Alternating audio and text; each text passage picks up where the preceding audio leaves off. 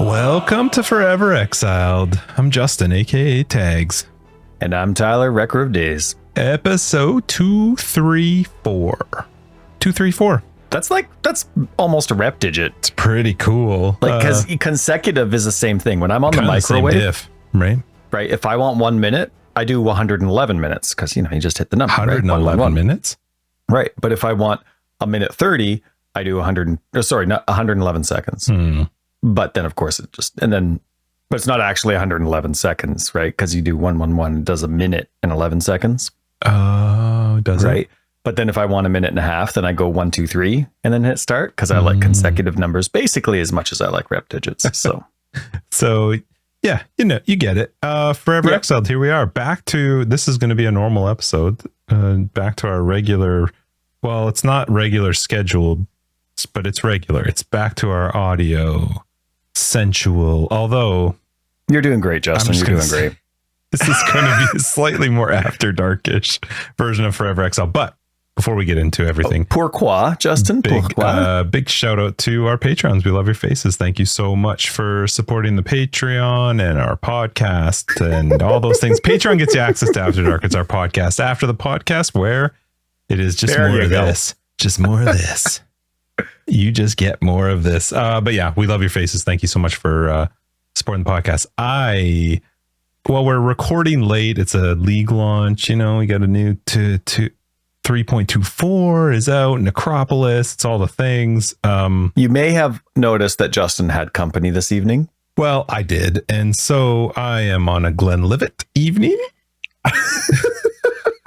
mixed with painkillers, which we'll get into a little bit later, but yeah, always love. So, but happy Easter to everybody. This is Easter weekend. So however you celebrate Easter, happy Easter to you. And hopefully eat just the right amount of chocolate. Don't get sick. All those things. How's your week, Ty? I had a great week, man. It's been, it's still spring break for the kids. It's their second week of spring break and we did lots, right? We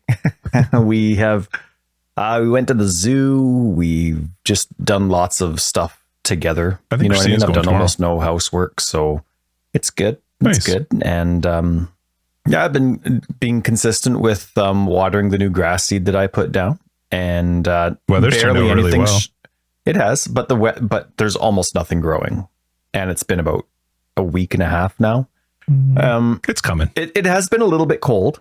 But also the birds aren't helping. I think I've just been feeding the birds. I think I'm watering dirt and the birds have just had a good feast and there's nothing to grow anymore.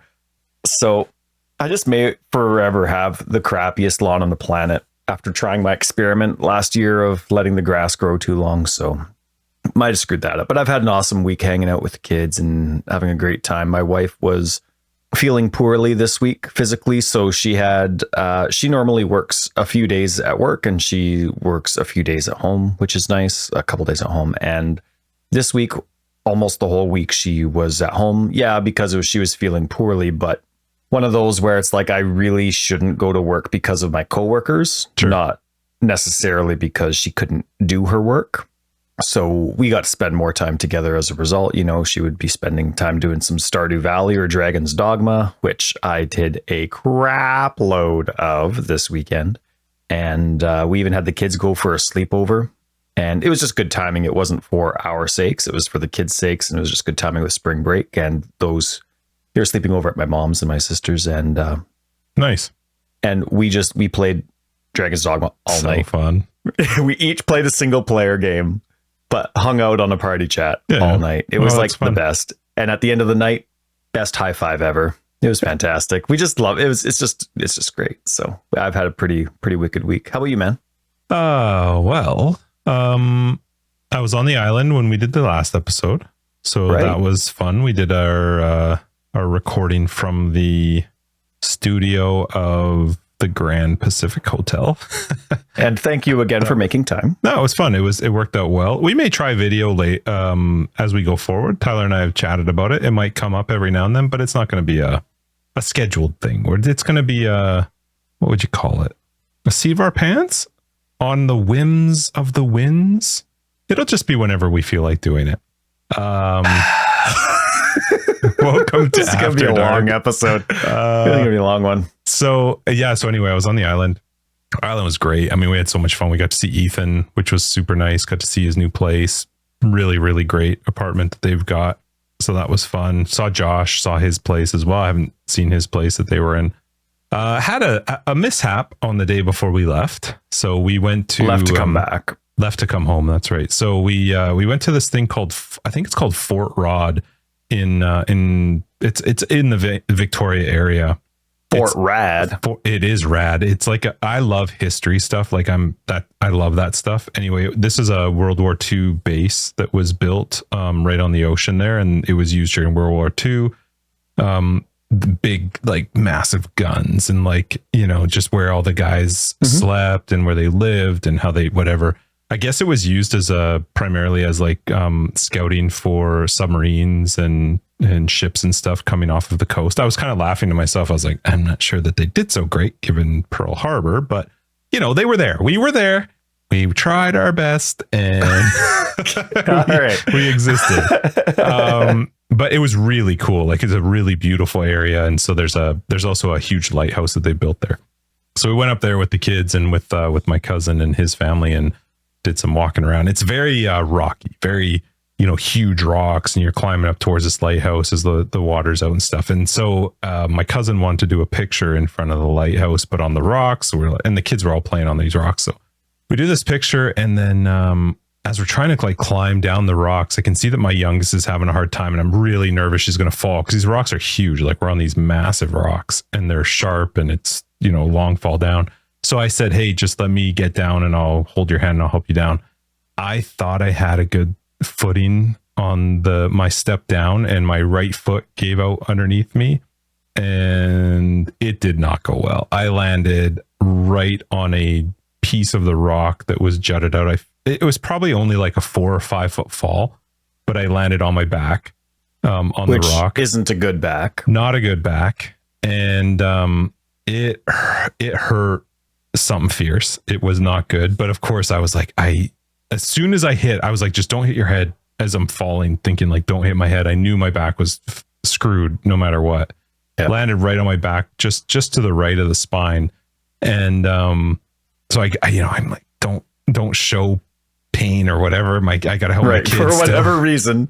You're super just macho. Like this, yeah, but also like I knew my girls were there and I didn't want them to be worried or whatever. So I get myself sort of up, and everybody's freaking out, making sure I'm all right. And so I hold Maya's hand and I help her down the rock, and she's freaking out because I've just fallen or whatever. And so I kind of shuffle them all forward, and Christina comes over to me. She's like, are you, she was freaking out. She's like, are you fine? I'm like, no, let's just walk. And so we start to walk. And as we're walking, what I did not realize, I'd felt pain, but what I didn't realize is that my left hand, I guess as I fell, had like kind of gone underneath the back or landed on the rock or something. And my pinky, I'm not sure what it did, but it tried to save me. What a brave pinky. What a brave pinky. Unsuccessfully. It's gotten a lot better. You know, closer. I need to see this pinky. Let me see if that'll. It's definitely not beige. Oh, so it's look healed at that. up. You still have your nail. The nail's though. still there. This is a lot less black than it was. What happened is the tip of it ripped. I love that. That's an important detail. It used to be way blacker, Ty. Yeah, it used to be way worse. It's gotten way better, which is good. What happened is as we were walking away from the lighthouse, there was concern because I was bleeding everywhere. It was just pouring blood from my pinky because the tip had ripped off. And so yeah, it didn't go great. I spent the rest of and then the back too was of course awful, your back's just terrible. So for those that might be new listeners, Justin can't sneeze. I have degenerative disc disease in my lowest 2 vertebrae, which I've been working on for a long time.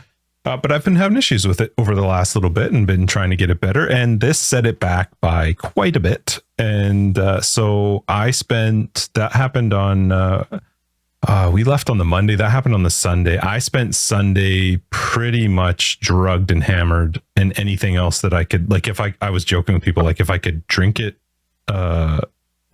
inject it, snort it, swallow literally anything. If I could do it, I was on it. I was out of my mind for Sunday. I couldn't drive. What happened is I actually couldn't lift my right foot more than what you lift to walk. Like I actually could not lift my right leg. I couldn't do it without just awful pain. So that really sucked. We got home. I couldn't drive. Christina had to drive for the rest of the trip. She had to drive the whole drive home. I couldn't drive at all. And then it just so happened that it worked out really well that I had a appointment with my doctor on Wednesday. So it was good that I had a physical planned for, you get to a certain age, you got to make sure you take care of your body and make sure things are fine. So I had a physical planned already for Wednesday. So I went and saw my doctor on Wednesday and talked to her about what had happened. And she was like, you have done some pretty major damage to your back. I was supposed to go for an x-ray this week. I just didn't have time to do it, but I'm going to go next week for an x-ray. It's already booked. So you know what? I'll get snipped next year. That's right. It'll be fine. Yeah, we've been there before. So I am going for an x-ray, and then the plan is to work towards an MRI and get an MRI done. I may just do that privately, but I have done something to it. But thankfully, hopefully the idea is that it's not to the bone and it's just like really bad muscle issues. But in the process of that, so I was in there for a physical. And again, if you're getting up towards 40, go get your physicals.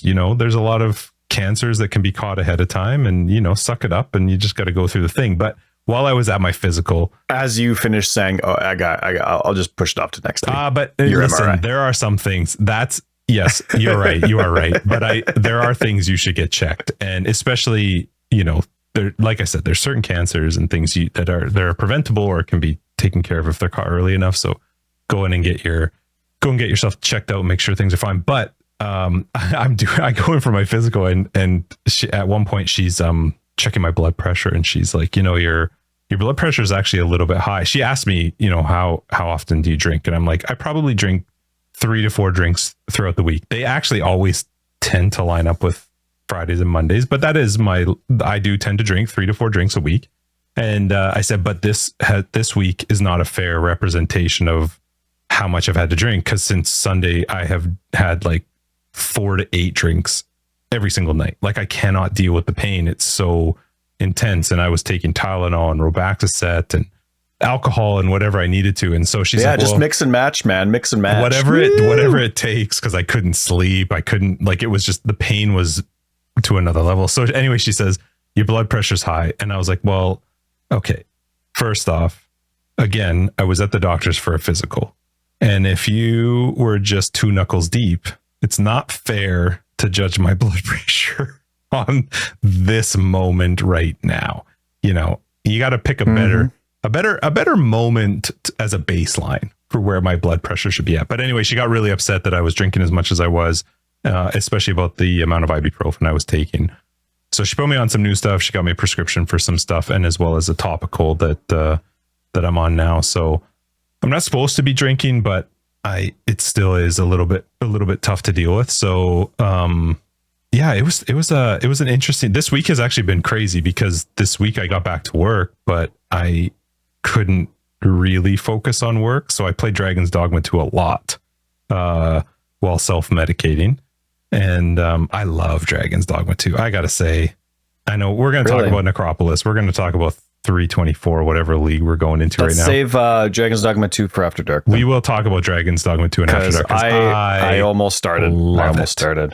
I love it. AD. Yeah, we'll talk about how much more you're going to have to drink. So you never know. But I am in love with Dragon's Dogma 2. There are some things I really love about the game. But overall, the week was good. I had a good time. I loved seeing Ethan, seeing his play, seeing that he's happy. Things are good for him over there. Seeing Josh and family and hanging out with the kids and stuff and just doing our thing. That was fun. And I did have a good time recording our episode. Like, that was different for us. It was a little stressful trying to figure out if it was going to work on hotel internet, but everything turned out fine. So I never listened to it because I was like, I can't. It's going to bug me too much. I have no idea how it turned out. So hopefully it was fine for everybody listening.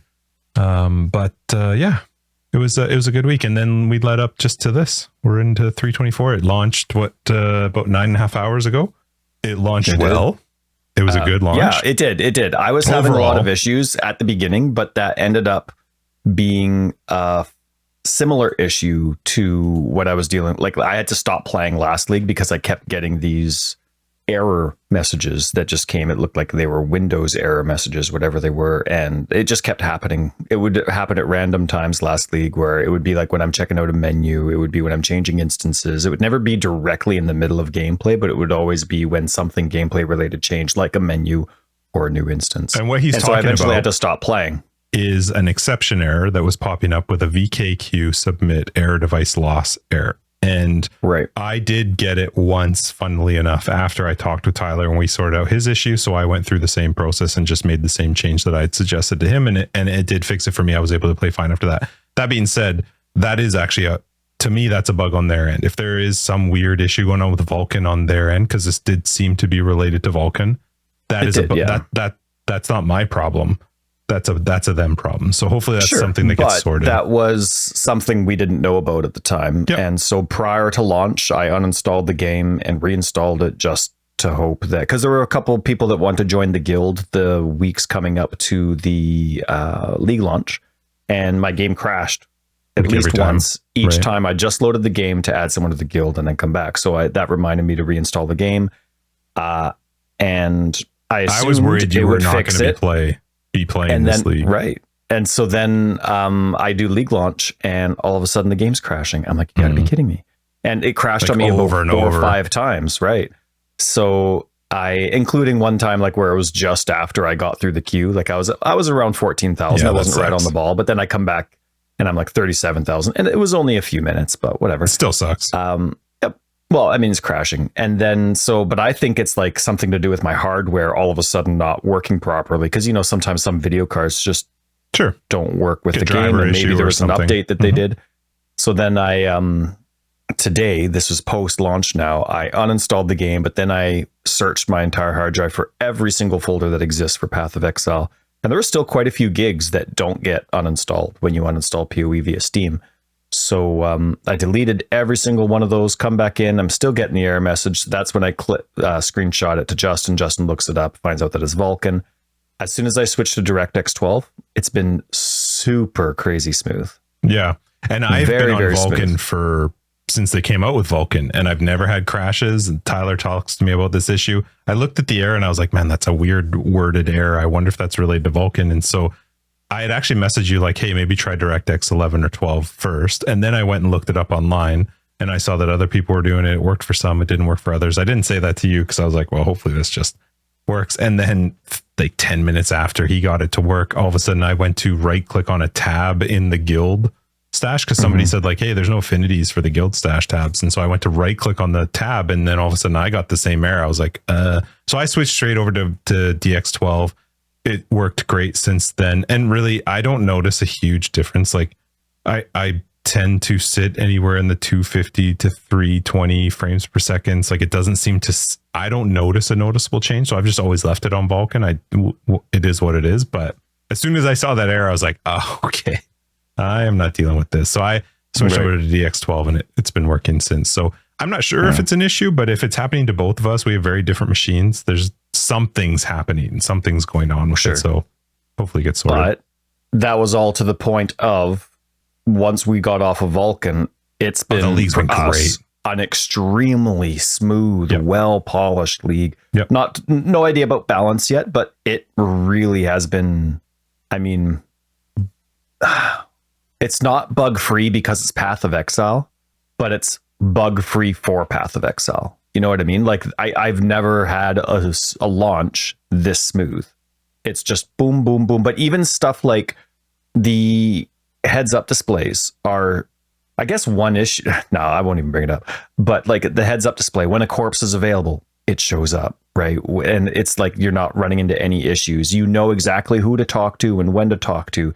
There's nothing where, so far for me, I'm still in the campaign, but where, there's no per se oversights with the design. Like I call the guy with the corpse, I can just keep moving. The animation has nothing to do with it. And when you call him later, he actually, they don't redo the animation, which I like. It's just, that's it. It's very quality of life so far. It's like they actually played it ahead of time, and which normally you would assume is what you would do, but it's PoE. And so, but it's like they actually went through it and played it, and you go through, and when you're in the graveyard, you know what you're doing. Like it's good.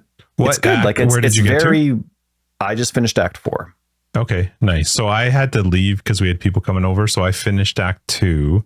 I got to the start of Act 3. So I will be playing later on. I, typically, whatever, maybe we try to be a little bit further along, but that's where we're at right now with regards to before chatting about this. But I do have to say, on the quality of life side and just the league itself, it's been real. I have notes. I've never made notes before, but I wrote down notes of things that I really liked on the quality of life side. If I have to talk about Necropolis specifically, though, it's one of the first leagues where I haven't had that. Well, no, it is where there hasn't been this like feeling of overtuned and they're going to have to fix something. Like we have it quite a lot where there's a league come out where we're like, oh my God, like they need to balance these mobs out of these modifiers or something. I've actually felt like they're quite fair. Like definitely. Yeah. And like I haven't been getting one shot, you know what I mean? And but there is surprise damage, but it's surprise damage where I'm like, whoa, whoa, whoa, whoa, whoa, and I have time to heal. Mm-hmm. Right. It's been really well that way. And I mean, I've found very quickly that I don't care what the instance thing is. Maybe for like the caverns where I hate those, like, I forget what they're called, the water things that throw and chill you, sirens, I forget what they are. Like I'd make sure they don't have any modifiers, right? I thought for sure you'd make sure type that I know I hate. And I did that for the dungeons. I made sure the ghouls didn't have anything. And lo and behold, they had like attack speed. Right. Yeah. Exactly. Stupid. So, but I mean, it's cool. And I like seeing that. But at the same time, I'm going to pay more attention to that in maps. However, that's going to work in maps. I am finding that I'm relatively apathetic with it once my character's set up. I think it's because it's a lot of reading. Like I'm finding in some of the zones where you get like maybe 4 to 6 of those modifiers. I'm like, all right. Fine, let's just go. Right, like it's too much. All I do is look for the picture. I'm like, I hate you. Empty, perfect. If the writing's yellow, which again I appreciate them doing, because that means I should pay more attention to that one. I like that that's simple to figure out, and then applying whatever I can't remember what they're called, but the all flames mirror that you can actually put onto characters. Like I love that that's all built in. They've already built out the inventory. It's all right there. You just drag it on. They even have that. Like, I still feel sorry. I just feel like you're adding the inventory, and there's just all these little things that it's like, oh, you know what? That's a good idea. We'll add it later. The community's like, why isn't there this? Why isn't there that? I just feel like they already did. They did a good job of like making sure a lot of that stuff was done ahead of time. The only time I ran into trouble was 100% my own fault, and I loved it. Which was I had an all flame. I'm going to call them all flames because I can't remember what they're called. I don't know if they're called all flames, but whatever things those things where you modify. Yeah. Is it called an all flame? Okay, cool. Yeah. Good job. Yeah, one word too. I put an all flame. I did 2 of them in one map in one zone. It was the caverns. And one of them was, these guys would drop, quality gems, but the type of mob that it added, I had no clue what this mob was. They were hella hard. Holy shit. Because they would consume corpses and then do something else, but then they would also cast falling zombies. Like they were actually casting falling zombies on me. And that's kind of cool. It was I was laughing to myself, like, I'm in Act 2. I spent half an hour for sure in the caverns because I wanted to find all of them because they were dropping quality gems. So I'm like, I got to find all of them. And they were way hard you're talking Act 2 caverns. I'm a brand new character. You're not like super strong. I had a lot of fun doing it. And I love the fact that it was my own fault that I had made it that hard, but that I still felt this like need. I could have left. I had easily gotten to the exit to go into the apex or not to the apex, but to go up towards starting Act 2 boss.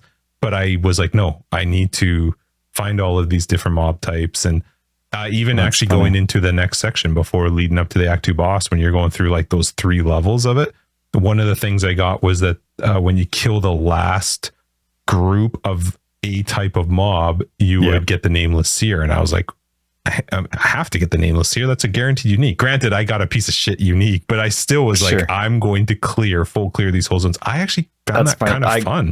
I love it. Except I got the Nameless Seer one. Now, again, haven't been looking for like all of Act 3 and Act 4, every instance. I haven't even looked, but I basically as soon as my resists were capped, I was like, bye. But I got the Nameless Seer one on the area where you go, where Fairgraves is. Oh, early. Really early. Yeah. But that area is huge. It is. Heck no. And some of the mobs are hidden. Nope. Like they're Yeah, underground. exactly.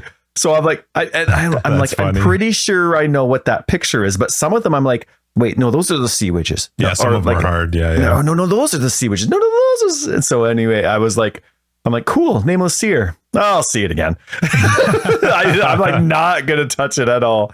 I'm going underground. But there's so many cool quality of life things happening too. Like so you go under the ground or whatever and you kill that witch and you get the all flame. The second you come out from getting the all flame, you no longer have to run back to Fairgraves.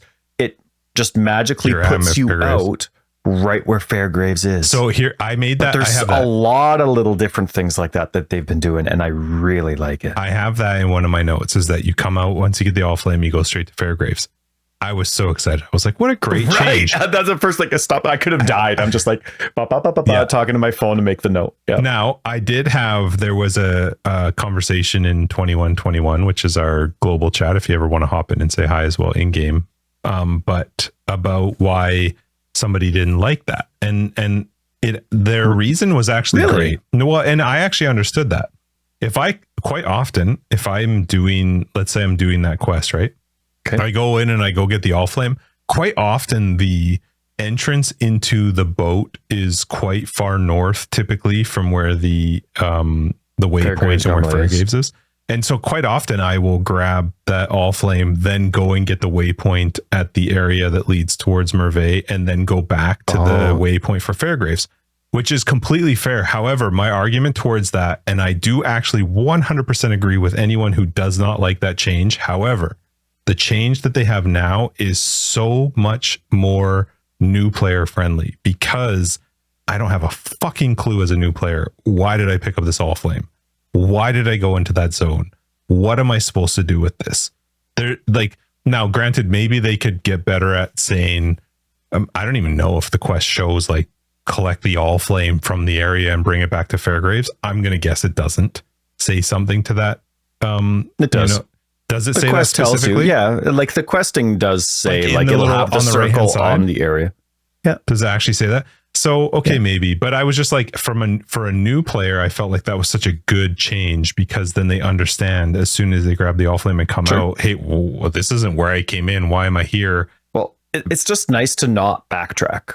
Any game where you have to backtrack sucks. Anytime you hit a dead end when you're exploring in Path of Exile, it sucks. When you have to backtrack in Dragon's Dogma, it sucks. Right. Like, except that the counter is you actually don't backtrack. If you come out, go into the waypoint for the next zone, come back to the Fairgraves waypoint and go straight to Fairgraves. There's no backtracking. Yeah, but all you have to do is change your process. You go get the waypoint first, then you go down. Well, now that you know that, but that still does actually add a level. I would do that all the time, no matter what. Anyway, I've done that all the time. I'd see where the boat is and I'd still go, I'd find that waypoint, then I'd go back to the boat. Then I'd go to Fairgraves, and then I'd portal back. Right. That used to be. Now you get the waypoint first, and there's no backtracking. Well, sorry, no, but before there wasn't at all, because you would go in, get the all flame, and just continue in the direction of the waypoint to the next zone, and then go to the waypoint. You know, 90% of the time, it was almost every time I do that section, and the waypoint always came first. Yeah, I mean, it depends on how you run the map, but I do understand where some people's disagreement with it is. However, I still think overall it is a fantastic change, and it was such a nice change. I also think there was just fun stuff. Like, I know there was stuff probably in the patch notes or that they mentioned. I didn't remember, but like the what's the little crab guy that you fight in Act 1? He was an essence, like being frozen in the essence. Yeah. Like getting the essences early was so cool. Seeing legions early, seeing excursions early, seeing a freaking random corrupt your item early. I was like, I don't know what to do. Like, it's fun. It's so fun. But it kind of throws these mechanics at you randomly, but then enough that you're like, okay, you figure them out. Like you start figuring it out. And as a new player, that is quite versus nice. Entering Act 6 and just getting shit on with all of them. Right. In like one zone, you're like, what? Right. And Act 6 is the worst time to introduce it all, because you're struggling with your resists again, and everything's harder. Yeah. But I mean, they even do stuff. I mean, this could just be me this one time, but I'm going to say that this is them changing the game because they said they were changing so much of the campaign. But I have more portal scrolls than scrolls of wisdom, which never happened. One of my biggest complaints was never even having a portal scroll by the time I killed was the thing underneath. What's it? It's now an essence. Act 1, you go in the caverns. Yeah, what is his name? Crab This thing. is a bad time to ask the me. Wanderer or whatever it is. Yeah, right. I had 1 billion. It's great. I have so many portal scrolls. It's fantastic. There's so many gems dropping. Did you map your new skill to portal scroll? That's so I don't cool. know how. I think they forgot. No, I think they forgot to add the ability to do it for controller support. Oh, it was at the very bottom. Or they have a predetermined. Yeah, see, for controller support for inputs, they have nothing. Oh, you can't rebind stuff with the controllers? Oh. I think you should be. There's nothing like that. And I think they have a predetermined button combo, what it's supposed to be. You just don't know. They don't show it. They don't show it in the game. Right. So if it's not in the game by the time I go back for keyboard, but I will probably still forget to press it.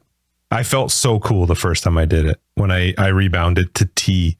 And I was like, oh, I feel so awesome. And then the next time I use a portal scroll, I opened up my inventory and right clicked it. I was like, God, I'm not supposed to do that. But it's cool that it's there. It's really cool that it's there. Totally. Can I tell you my favorite thing? My favorite quality of, it's not a quality of life. It's actually not a quality of life thing, but my favorite thing. And again, because I had people coming over today, I didn't get to play as much. I only got to Act 2. My favorite thing that I got to do so far up until the end of Act 2 was I went to the Necropolis, to the area where he was. And when you talk to him, there was an option to invite him to your hideout. I didn't realize how much I missed that ability. Like, do you remember back in the day, you would have to find the masters and invite them to your hideout? I know it's stupid, but I was like, I love that. That was the very first thing I wrote was inviting to hideout. Love it. I didn't actually, as soon as I even saw the option, I was like, I literally became a child. I was like, I love this. I totally forgot about that. I remember that way back in the day. I'll have to do that. Make sure it's in the guild hideout. I don't even know what you would need him in your hideout for. I actually can't think of what. Right, because you go to the waypoint. When you go to hit the but you can purchase if you want to purchase from them. But even still, you would have to take that coffin back to the morgue, right?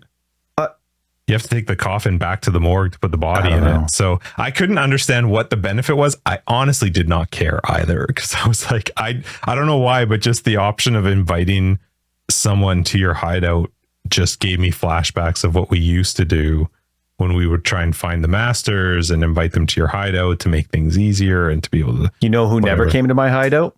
Leo. F you, Leo.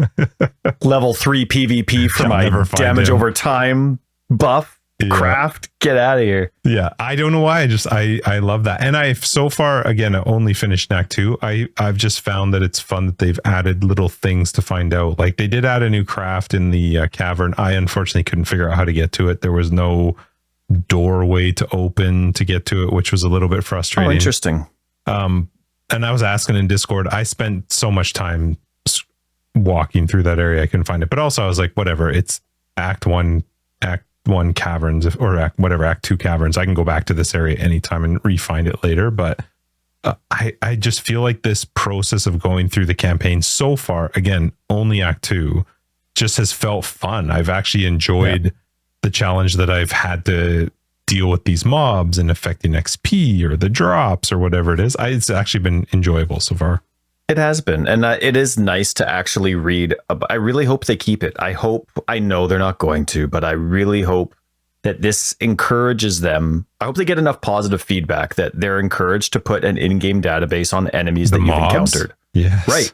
Like the skeleton, that's a normal skeleton, does lightning damage. Like in every other aspect of Path of Exile, that skeleton doesn't do lightning damage because it doesn't have a modifier. Right.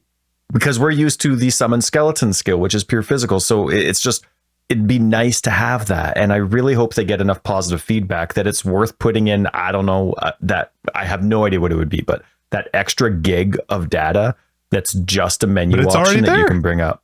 It's already it's there. in the code, right? So I don't like. I would love it. I love it. But back to what you were saying about the unlocking crafts. It's the most annoying thing in the world to me. I think the fact that you could miss a craft drives me nuts. I've mentioned that many times. But they've moved. I don't think I've missed any crafts yet, and every single one has been bam in my face. I still think one Act 2 boss is not a great Act location. 2, right? The Act 2 boss is still in a bad spot, but they've moved many others, including the one that they pointed out being the level 1 movement speed. Where is it? It was. I forget. It was right in my face though. Because there used to be one right at the beginning of Caverns, and now it's not there anymore. There's no there. There used to be that. I remember that used to be always the first craft is when you would walk through that circle door and get the waypoint. There used to always be a craft right there. It wasn't there, which surprised me. I was like, okay, where is this next one? But I think it was just after the Apex. Oh, like as you're starting Act 3, but I forget. But it was like every single craft that I've come across, except for the one that you mentioned in the Act 2 boss. They've been right in my face. They've been right along the path that you have to take, no matter the direction that you take. And I've appreciated that. I don't know how many they've changed, but it's been nice to be like, oh, there it is. Oh, there it is. Oh, there it is. Some were already like that, but I feel like they all are now. So that was really cool as well. I'm just so like, throw the league out the window. Like I've made garbage so far. Yeah, I know I'm only Act 4 and I'm being one thing that I'm actually really liking is being picky. I'm allowed to be picky and it's good to be picky. Like you're only allowed to have 64 mods or monsters before you bury them. Did you know you cremate them though? I didn't know that. What does that do? It removes them. Because when I first started, I was like, what happens if you fill up the morgue? Like what happens if you have too many and you can't get more? Oh, and so you can just choose to get rid of some that are now old. You click on them and one of the options is to click a button to cremate them, which will just remove their body. They're just not there anymore. I was like, oh, that's clever. So that you're never stuck with, okay, so you can take it out, use it. So you can take it out to itemize it, use it, or cremate it. That's right. Which frees up the spot. And well, that's really cool. Remember for the longest time in Betrayal, that's the one with Katarina, right? Betrayal? Yes. Remember for the longest time there was a do nothing button, and nobody knew it existed. Remember it was like they in one of the patch notes they're like, and we made the do nothing button way at the bottom. we made this button, or we've changed the location of the do nothing option in Betrayal, and like all the notes underneath that tweet and that post were like, you could there do was that thing. So, like learning from your past, right? Like you got those 3 options. They're all visible. I didn't notice it, of course. I didn't even see that there was. You have to go to the morgue and see the body, which the morgue is really cool. But I don't know if there's a system to it. Cause I was thinking to myself, like, if I knew for sure I didn't want this specific type of mod anymore, it's not the easiest thing to find. Like there's no way to like search and go like, tell me where in the morgue is this body to find to remove. You need to be planning ahead. Oh yeah, or like you just you need to remember like around. Okay, this is the one that I want. I'm not going to put anything else around this until then. Yeah. There was obviously I saw Havoc's name a lot today. How do I turn great off job, yellow Havoc? text? Screw you, Havoc, but great job. But yeah, right, turn off that yellow. Yeah, it's what I mean. Talk about promo, right? Yeah, really. Havoc. Okay, yeah, we get it.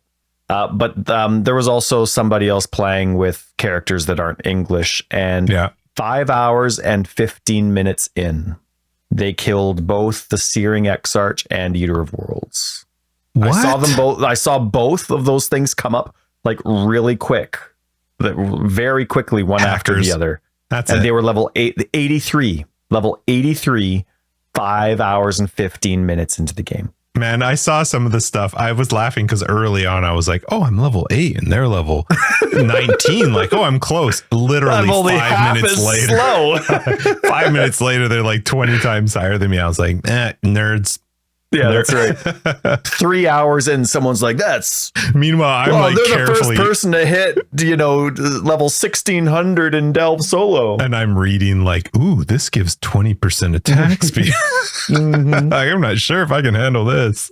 It is a lot of reading. I was laughing at myself. Like in maps, like you said, I think in maps it will be really cool. But right now in the campaign, it's a lot of reading. Like in some of the ones where there's like 8 mob types and they give you like 5 modifiers, I'm like, okay, do I? It's right. Yeah. Again, though, you filter it down just in your personal. No, but you filter it down being like, who do I hate the most? Yeah. I like that. Let's make them easy. I'm fine if it slows me down. I've actually had fun doing it. And again, I'm only in Act 2, finished Act 2, beginning of Act 3, because I just haven't had time, but it has been fun. Right. To do it. And in some of the cases where I'm like, I feel the need to clear this whole area. And I've never felt that ever before, but I have felt that, like in the Nameless Seer particular spot where I was like, I want to find out what he could give me, even though even as I was doing it, I was like, I'm going to get garbage. I'm going to get garbage. But I was like, but that's kind of it. And it's funny. It's like, it's the same people that check their map mods, or there's the blindly Alkin going. They play this the exact same way. It's just now you're checking your map mods during the campaign, but it gives you the option for free, quote unquote, chaos rolling, modify your map a little bit. Right? You know what I got? One of them was that the mobs would give 400% increased experience, but I also had an all flame where the mobs would give greatly increased experience and you could double them up. I could actually replace the mob type. Cool. Because it was a mod on the enemy. And then get the 400%. Yeah. It was, I was like nervous. I was asking in 2121, I'm like, can you double these up? One thing that's cool is you can actually test it. You can drag it over without actually entering the zone, and it will tell you how things are going to work out. And if you escape out or whatever, just don't enter the zone. You can go back in and re-plan out your thing. There is a lot of foresight that's gone into this league. Like we've so much more than we're used to. Right, and we've given them a hard time about some of this stuff where it's like, did you try it? Did you? Right, but you know what? Understandably so. Right, there are times. In my opinion, about our experiences, when we've given them a hard time, I think it's relatively fair. Sometimes we're babies, but you're making a product, right? And so and try it. You mean shoes need shoelaces? Who told you me that? And I wish I knew ahead of time. I do feel like so far, a lot of it, I feel like they tried it, and there was a comment I think you made. I don't remember if it was in the last one. We talked a little bit about the idea of like Mark taking over, and he's sort of the guy running PoE 1. And I kind of gave some pushback to your opinion with regards to like, is that why we're seeing all these quality of life changes? I think I'm pretty on board with that thought though that you had, which is like, maybe that is why we're seeing a lot of the quality of life changes that for an existing PoE player feels good. It feels like it's a really, really good change. And it feels like it's coming from somebody who's heavily invested into playing the game. How does it play? How does it work? That's not taking anything away from Chris, but just like Mark lives PoE. I see him on my friends list all the time online. So like he is in the game, playing the game. I started to feel as I was playing through the campaign today, I was like, I think Ty's right. I think some of that is correct. Like that there's just this person who constantly plays. We didn't even get to the trade quality of life. Like there's so much quality of life. We haven't even done the mapping quality of life yet. Like there's so much. Like I have a note here about the amount of like the filter post for changing your filter was massive. What do you mean? All the tattoos, all the fragments. There was so much that was added to the game that was new, so much that was removed, so much that was just modified. Okay. Right? Like Maven invitations and new fragments and all that. And it's all like ready to go. I checked the patch notes before we started. There were 3. They were just fixing crash instances. Mm-hmm. But like they have so much quality of life. And to us and our 2 experiences, it has been an insanely smooth launch. Yeah. Like it's just crazy that you can change so much. Like now you expect this, but again, and I'm not trying to be negative, but we're used to Path of Exile the way it used to be a long time ago. We're still getting used to the fact that they're launching legit quality for like 2 years straight. Yeah, like 2 years straight. But this is still such a good quality one after so much change. Like you would expect this kind of quality from what we're, quote unquote, now unfairly used to. You would expect this type of quality from something where it's just a new league. Here's some new gems. Go have a good time. But here's a new league. Here's some new gems. Here's an insane amount of quality of life that touches on every single aspect of the game. By the way, we also changed how you can some quality of life in trade. We've also changed how the campaign functions. We've added all these new mechanics all across the board. Plus a pretty in-depth league. Like really, if you think about it. And like it's working well.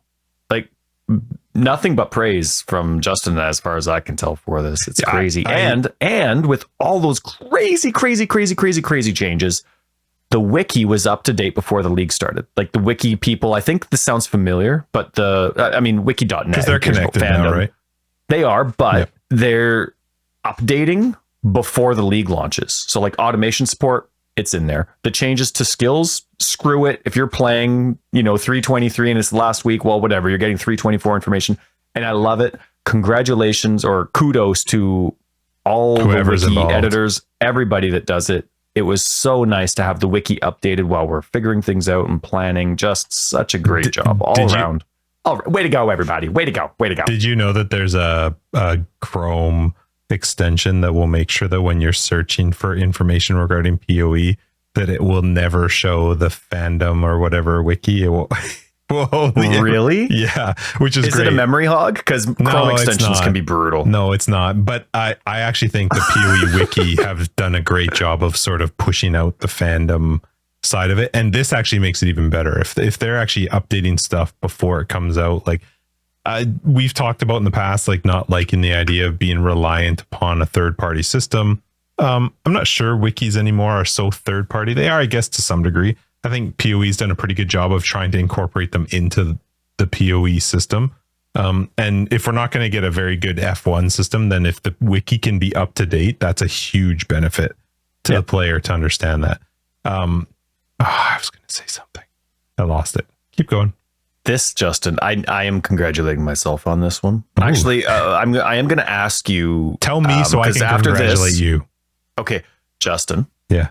This is the first league that I turned on, that I chose my MTX, and I changed my portal MTX to be random before I used my first portal. Because normally... I wish I had. I saw the blue. I was like...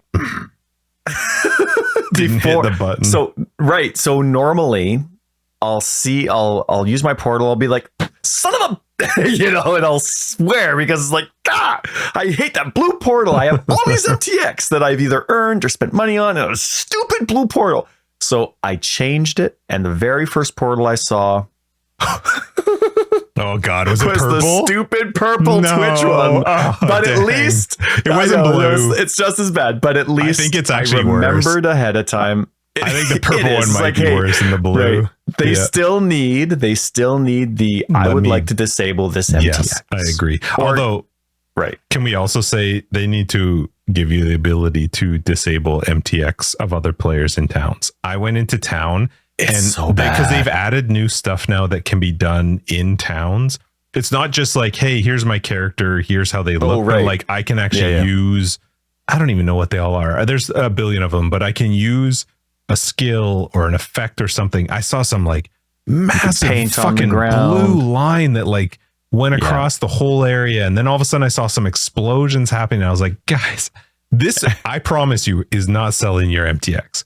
The like look of the characters, that helps. Sure, that helps. But like when I see shit exploding everywhere, I get angry and just want to leave the zone. My in-game towns, since I went, because with Vulcan it was smooth, but with DirectX that I'm using, DirectX 12, every town I'm going into is crazy blurry. Yeah, I don't like it. Like it's so blurry. Even after I stopped broadcasting, it wasn't PC related. It was just the game can't handle.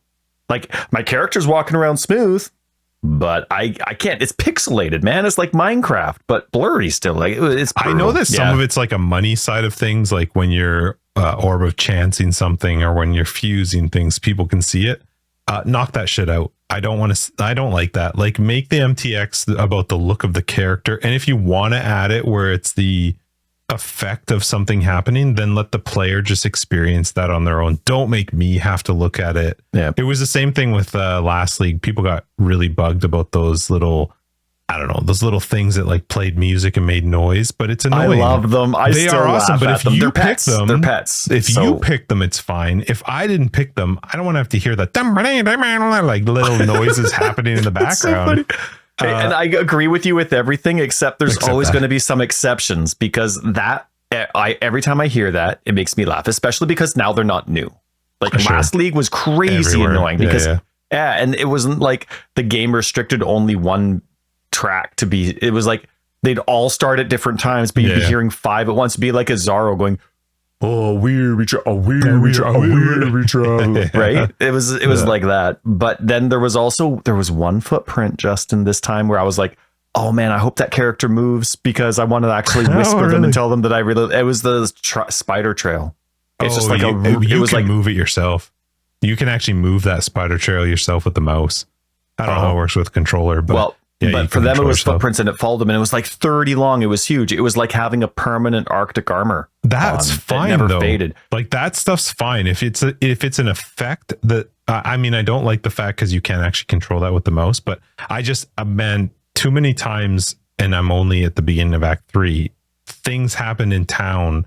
It doesn't affect my machine. My machine's fine, but I got annoyed by it. I was like, I'm trying to talk to this NPC, and there's shit exploding. I can't remember what it was, but I was like, we're in town. You can't have stuff exploding in town. That doesn't make sense.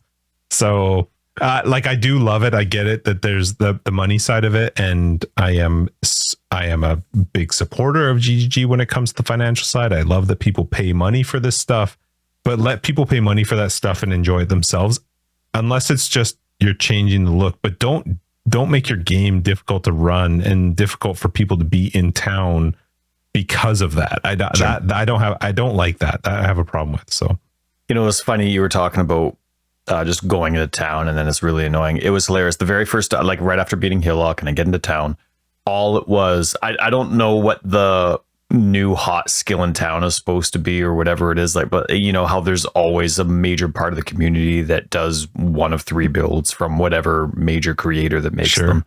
The entire town, literally, I am not joking, the entire town was rangers.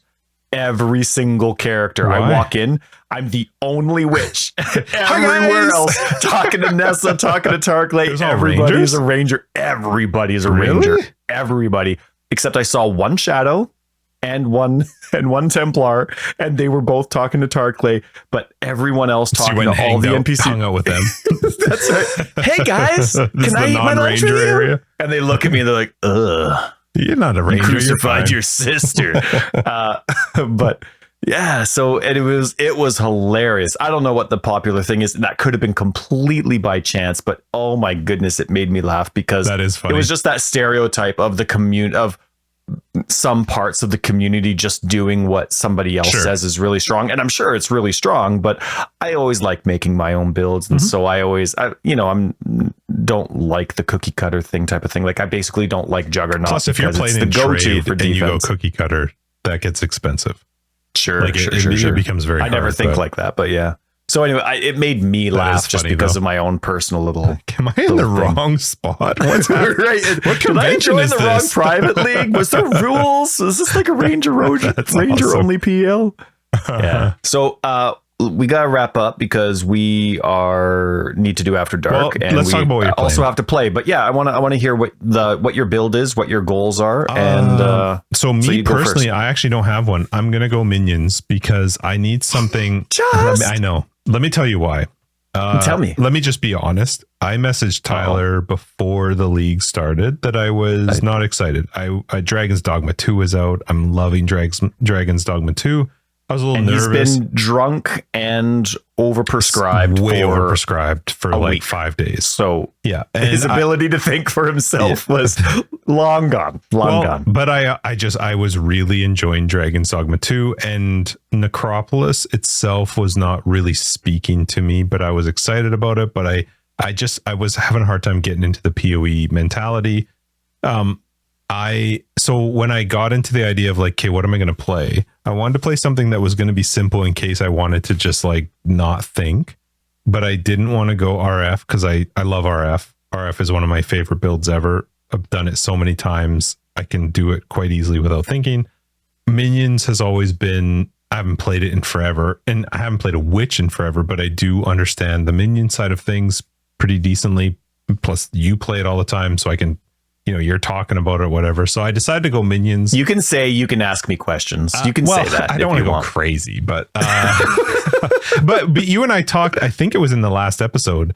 You talked about some of the necro changes, which I didn't know about. And so I thought, like, why not go the necro way and play some minions? So I think that's the direction I'm going to go. I am a witch. I am playing with, currently with summon skeletons with SRS. I've got zombies just because they're zombies. They're there. It's funny, actually. You know what, brother. Let me tell you something about zombies, Ty. Let me just tell you something about zombies. This is the best day of my life. I know. Sorry. Don't be. This is great. Tell Aaron that our wedding day is the second most exciting day of my life. When I started with the so I started with Freezing Pulse, worked up to getting SRS, worked through SRS, played through SRS, and then you get summon skeletons relatively early after you've kill Brutus, I think is when is skeletons. And I went minion instability and with Infernal Legion. So I was like, well, I'll make them die, but they're easy. It's almost like a castable skill. I feel like I'm doing something, but they're still minion. I threw zombies in there to just have a meat shield, something that was whatever. And the beginning, like the halfway mark of Act 1, I was like, how does Tyler level with these fucking things? They're awful. They're always dead. They're always whatever. I have to say, though. Do you have the 2 survivability clusters? Let me just get to it, Ty.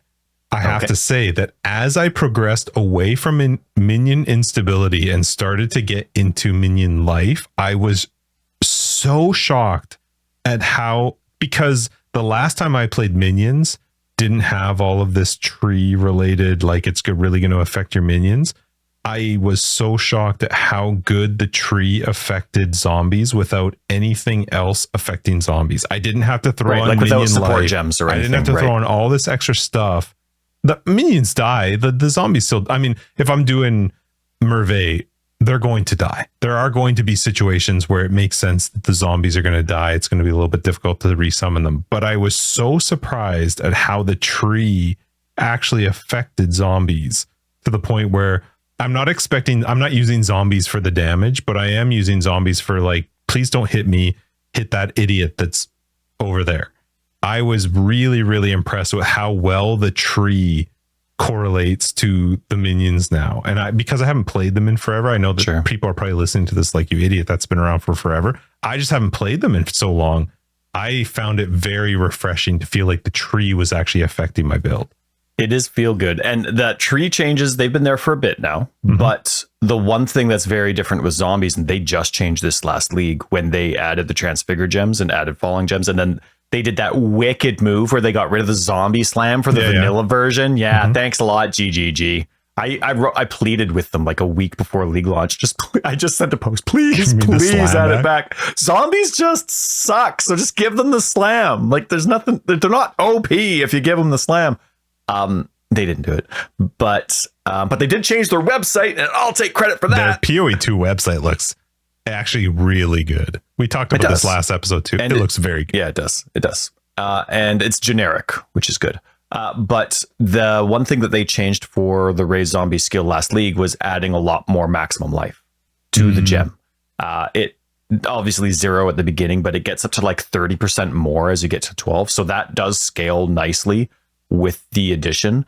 And Justin, let me tell you, so in my build, I have just a quick note for leveling for people that are playing my zombie build. Your zombies aren't going to live in Act 1. Like, rely on SRS or skeletons for Act 1, and then they'll be fine. But this is the first league where Brutus did kill my zombies, but they survived Merveille. They survived the fire goat. They survived everything except for Brutus. And it's just because Brutus you get to too early. Yep. But they survived. So what I normally do is I get zombies as the reward right as soon as you get into town, and then I go and I buy Purifying Flame from Nessa, because that gives 6% life regen, right? A big consecrated ground. And so that helps them last through a whole bunch of different fights, right? Even the stupid ice guy that has, the seeing eye skill, and he's always chilling you and freezing you. with glacial, whatever it is, cascade. And so that's what I get through mudflats with. And then, if I feel like using SRS, I do, right? And then another thing that I do, because then I always get those survivability clusters first, but there's a minion mastery where you have minions gain 5% life when a minion dies. Yep. And so that works really well if you have phantasms with SRS, because even just replacing those, or Same with skeletons too. Yep. And so this was the first time in forever that my zombies this is the first time I think I've ever had my zombies live through Merveille, ever. My zombies didn't live through Merveille, but it was fine because I had the other damage. But I was just so impressed with how it was just such a weird feeling where the tree is what had the effect. Because there was a point where I was like, holy shit, these things are garbage. Like, they're just dead all the time. And they're strike only. Well, I didn't even care about their damage. I was just like, just live so that things don't hit me. That's what I want you for, is like, the skeletons will do their damage with the minion instability and the Infernal Legion. Like, they'll do their damage, but I don't want to get hit. I was so annoyed with how often they were dead, but I was so impressed with how, as I progressed the tree a little bit, I know it sounds stupid to say it, but I haven't played minions in such a long time that I was like, wow, this actually feels like I'm getting value out of the tree for them. Sure. And as I got towards the end of Act 2, they did not die. I didn't have to res them. I never res them once during the Act 2 boss, which was crazy to me. Yeah. So for surviving that one with the slam as well. And the crazy rocks, and then like just random shit that happens in there. I'm zombie only, zombie and phantasms now. That's it. And they went through all of Act 3, no problem. Dominus, I don't even think they lost life.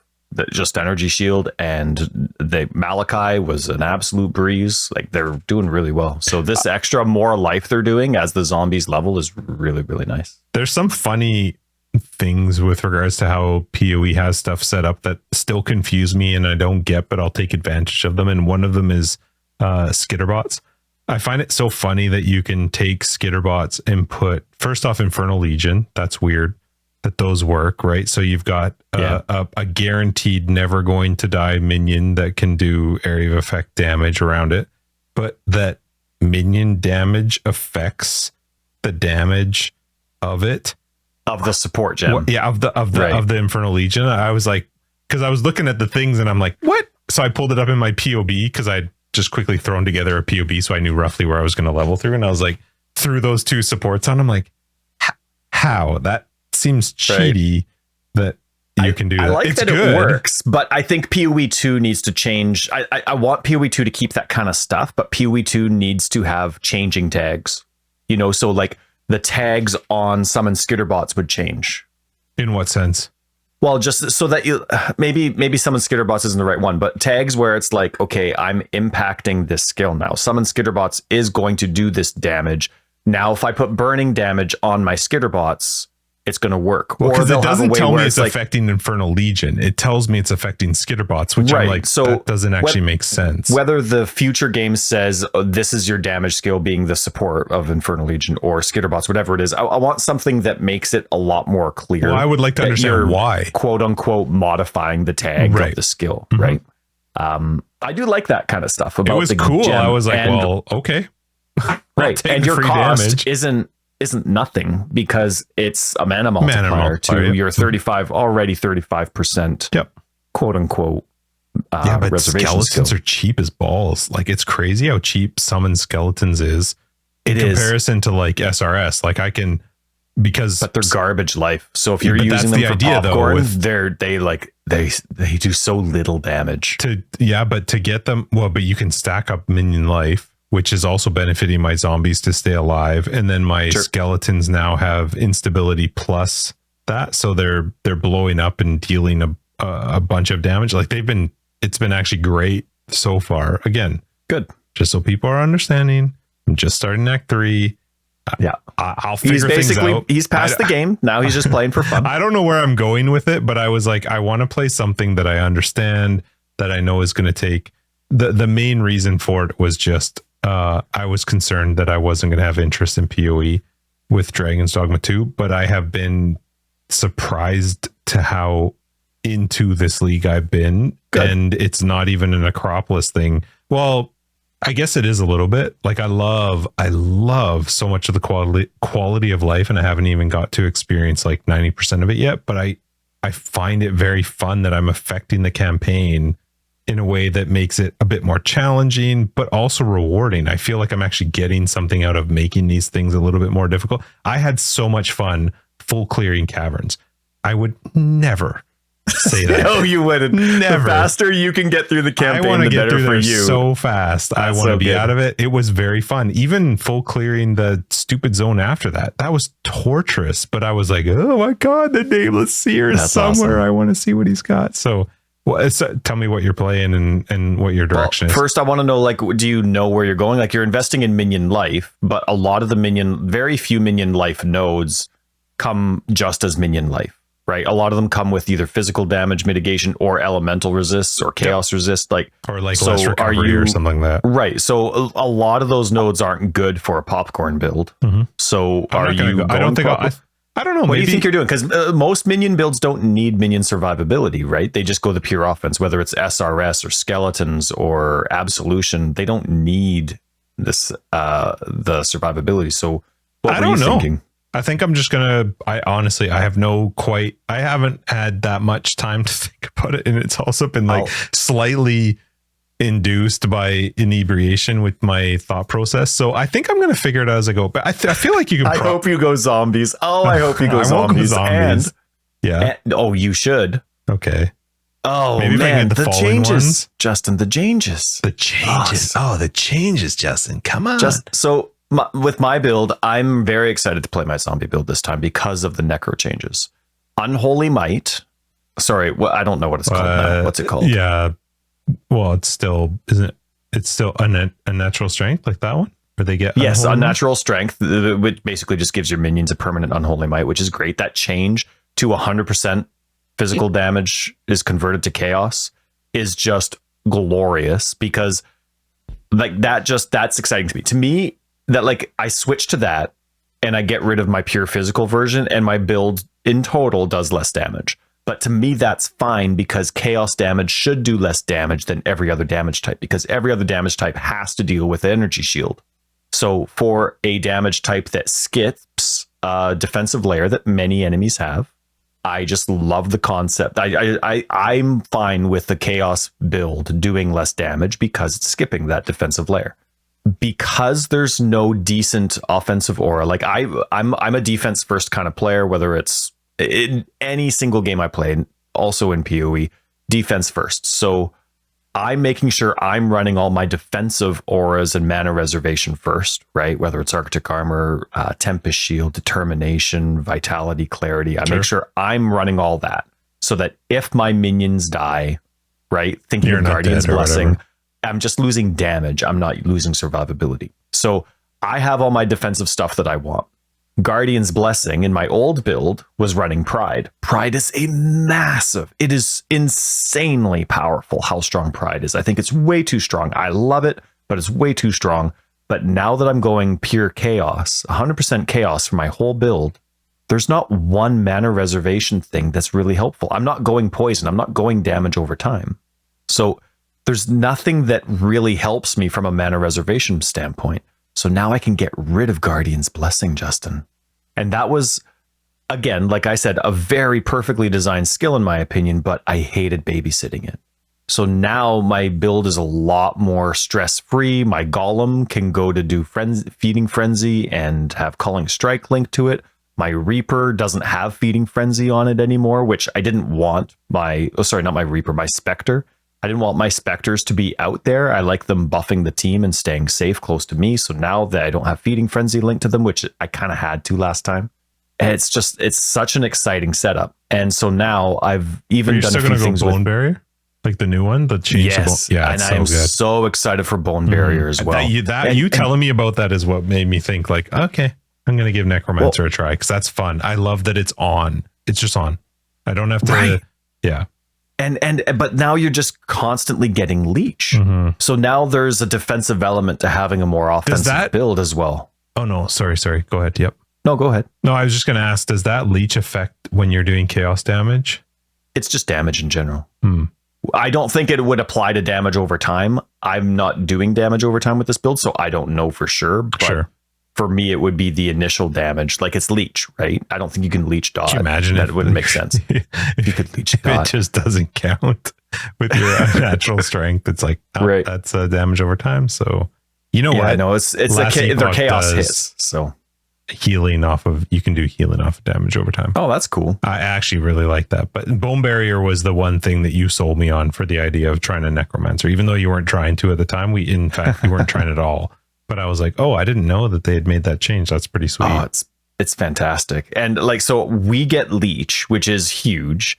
10% physical damage mitigation if you have 10 minions. Many builds do. It's easy to do, even if you're, unless you're doing a Reaper, you're probably going to.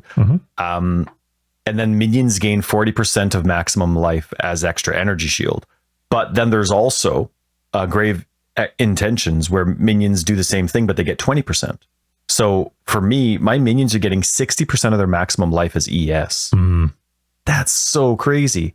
And I always have Summon Phantasms is my favorite skill in the game. I love zombies. Like they're tied for first. I absolutely love it. So I am going with Bone Barrier. I'm going with Unnatural Strength. And on my build, I'm going with Block Chance. So Mistress of Sacrifice, that's what people that are following my build are doing. I want to see what it's like, because now I'm doing Chaos, right? And two things benefit. See, the thing with Unnatural Strength is it also has the ability to 25% chance on hit to apply Withered. Now, Withered only lasts 2 seconds. So you better be hitting a lot. Right. And it's 25% chance. So I'm insisting, even though it's weak, I like all the other aspects of minion speed. So I'm adding minion speed to my 6th link. I have zombies, I have phantasms, and I'm actually going to try, instead of going Bone Barrier for myself, Bone Offering for myself, I'm going to take off Mistress of Sacrifice. I'm going over to Commander of Darkness. That makes it easy. It's more damage, but then it also increases attack and cast speed for both of those minions. It does remove the ability for my offerings to impact me, but then instead of using Bone Offering, I'm going to use Flesh Offering, which increases speed as well. And so that's going to be, so all of a sudden I'm really increasing my minions' attack and cast speed. And which should also help your leech. Right. So I want to see, so that's not what I'm posting, but that's what I want to test this time around. My mitigation will be a little bit less, but I don't like inconsistent mitigation. I like consistent. So I do want to see what this is like. It might not work, right? I like standing around. But even if it doesn't work, it's actually a relatively easy switch. If you're like, well, yes, that's right. It's 10 regrets. And then I switch from that to that. And then all I do is replace my offering and I'm back to normal. And the other thing that I'm switching that is different from my build is I'm adding, so instead of Desecrate, Bone Offering, and Punishment's always my curse of choice. I love it. It's like, it's half of Temporal Chains, half of Enfeeble, and it's beneficial to any damage source. I absolutely love it. Sure, it comes with it's strong. It is, and I love it. So normally I have cast with damage taken with Desecrate, Bone Offering, and Punishment. But this time around, I'm going to use Arcanist Brand. That's the one that, like, it's just the brand and it casts all of its link skills, right? That's going to be my one click. But I love Signal Prey. But what I'm going to do is I'm going to add Signal Prey to Automation. To the new thing? Because Predator Support is a support, but Signal Prey is the skill that's assigned to Predator Support. Signal Prey is an instant skill. And so I've been, with other things that I've theory crafted in the past, the Signal Prey triggers all the time, whether it's cast while channeling, whether it's cast when damage taken, cast when stunned, it channels. On my Reaper build, I have Signal Prey being triggered by cast when stunned. For this one, though, I've been testing it as I've been leveling. I have Automation Support, which unlocked in level 3. I could not be more excited for that skill. I have it linked to, it's going to have Molten Shell. I don't have that yet because I'm a witch. But it's going to be Automation, Molten Shell, I'm Withering Step, and Signal Prey. And Signal Prey has a really slow cooldown. Oh yeah, easy. Easy. And it's so fun, Justin. Like, I don't have to cast it. You haven't tried it yet, but it's fun. Oh no, I have Signal Prey on both Automation and my zombies and phantasms. And even though it has a really small cooldown, if I'm staying still or I'm only moving when I'm in danger, it's working so well. Basically, whoever I'm facing gets it. And in a one-on-one battle, like when I was fighting Malachi, he just always had it on. Really? And you see it being cast like once a second. And yeah, that's a lot. That's so if I'm running around for my life, Signal Prey is not going to work out very well, but it really suits my style. So I'm really excited to see where that goes going forward. And if that works, that's normally one of my hiccups. With me, with a minion build, you have to be able to tell your minions who to attack. You have to, right? Now, they do follow spells generically. Like if I was to cast Purifying Flame, the minions would go in that general direction and start attacking whoever I hit. But I love the idea of, especially in like the Maven 10 ways, where it's like, no, I didn't mean for this guy to show up. We're killing this one first. And so Signal Prey is so valuable for me. Are you still recording? Yeah. Why? Okay, good. I just got an error message for something. And no, sometimes my computer disconnects hardwired from the internet. So I am still. Because I wanted to just point out for everybody who was listening that if this was video related, you would just see Tyler just talking with my hands. He's so excited. I love it. Seriously, Justin, automation's opened up so much for me. And I'm using Call to Arms and automation on my Righteous Fire build. I have it's going to be on every single build. But anyway, the point is like it's a lot of fun to cast Signal Prey. And instead of Signal Prey being my only button, if I was to play with mouse, my right click will be the Arcanist brand. And the build doesn't even need it. That's just bonus damage. It's Arcanist brand is going to be Desecrate, Flesh Offering, which is just attack and movement speed, and Punishment, which is sure some defense, but mostly offense. And so even if I'm not in the mood to click it, great, awesome. It's great. I mean, I could always switch that back to casting damage taken as well, which I designed the build to have mana for. So rad.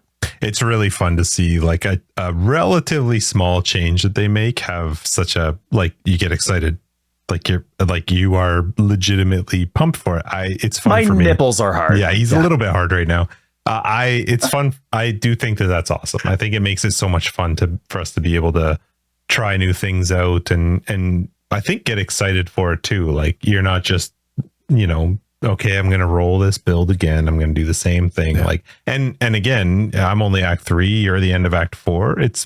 I think that's so fun that at this point already you're excited about some change that has nothing to do with Necropolis, has nothing to do with like 3.24. It's just, this is something new introduced to the game and a new way to try and build out a build. I think that's so fun.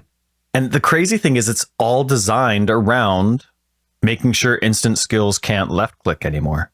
That's what automation was fixing. But then that completely changed bone armor from the that was obviously the actual part of the skill. Plan, though. I think that was definitely part of the plan. It's all intertwined, right? And all of this was because of left click. And like my whole build changed. But everything, it's all about, these weren't changes to, well, nobody's playing the Necromancer, let's spice things up. These weren't changes for, it's been the same for a long time, let's spice things up. These are just pure quality of life changes. It makes sense. Like Unholy Might didn't change for the Necromancer, it changed for the entire game. Yep.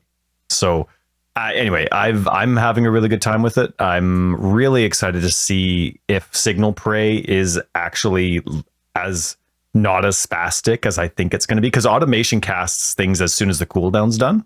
And the cooldown for Signal Prey is like half a second. So it's obviously not going to work well if my zombies are like, okay, there, no, there, no, there, no, there, no, there, no, there. And they're not actually hitting anything. But if you're relatively still, I'm finding in the crate, like I did that when I was going through the fighting arena in Act 3, or is it Act 4? No, it's Act 4 in the fighting, the beginning of the fighting arena, right? And when you're getting, there's a lot of mobs there. As if I was relatively still, it was always on the person that I expected it to be on. So I'm jazz. That's awesome. So I'll send you the link for my zombie build. Yeah, I'll definitely make sure to check it out. Yeah, I knew you will. I know you will, Jess. I want to wrap this up, but also everybody, I want to give a high five to Tyler because he got through every point he had. You hit every single bonus point that you weren't sure if we would hit. He got through every single one of them. So that's right. We're not passing anything over this time. We made no notes. I even touched on filter stuff. Yeah, he got filters in there. He got zombies in there. It was so fun. Their filter post was amazing. Okay, we already talked about filters. I didn't have we can't one keep going question. About filters. I didn't have one. I did so many. The changes were so extensive, Justin, that I had to change the actual structuring, coloring, and sounds for all the fragments because they added the Uber fragments, which didn't exist before. And so I'm like, okay, well, now I got to bump these around. So I went through every single frag, every single one that exists in the game. I reordered it and made sure it was done. It was so hot. I love this stuff. I only had one error. There was only one error that I had when I went to apply my filters today. And for the record, just in case you didn't know, console and PC released at the exact same time. I know. Kudos to them on that one.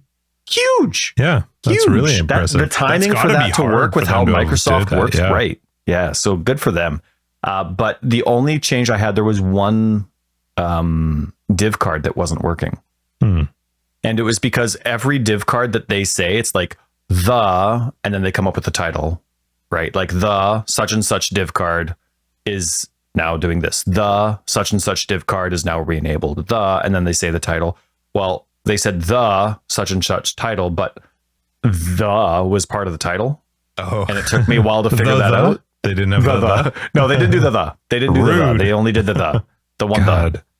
So anyway, thank you for your. Man, no, I love it, Ty. It's fun. It's fun talking to him. The most positive episode we've ever had. Yeah, people. God. I like that you twisted around to be. That's right. I got to throw it in somebody's face. We're gonna talk Dragon's Dogma. We gotta talk about. Well, we'll talk maybe PoE, but I gotta talk about Dragon's Dogma in After Dark. You can ask all your You can ask all your minion questions secretly. I got so many questions for you. You don't even know.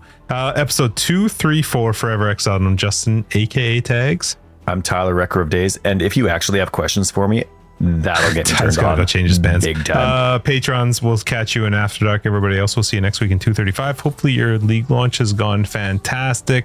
Patrons, we love your faces, you know that. Let's see, what do we got? Website, foreverexiled.com. We're on Twitter, foreverexiled82. We are on Discord, very fun. Pop in there, say hi. It's the greatest place ever. Also, huge thanks to everybody on Discord. It's been really cool as we get into a league launch with everybody helping everybody out. We're on Global 2121 as well in game. Patreon, other ways to support the podcast. You'll find them down below and on the website. And other than that, we'll catch you later. That was so slow. You got it, buddy. Hey, you know what? People if you want to know what After Dark is like, that's it. Inebriation slowly taking over. Yep. Good luck with your private league launch. Yes, just league launch. Great day. Cheerio.